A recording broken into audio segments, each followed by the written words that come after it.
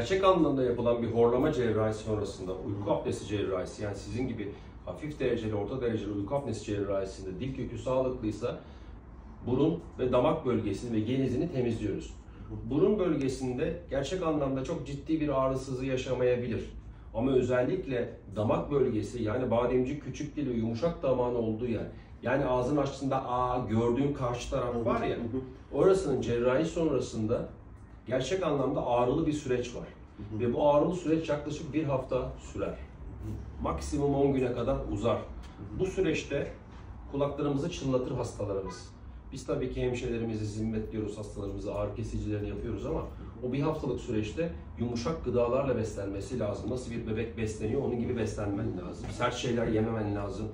Kan sulandırıcı hiçbir şey kullanmaman lazım. Aspirin, alkol, sigara vesaire. Bu böyle bir cerrahi müdahale. Sizin için geçerli. Herkesi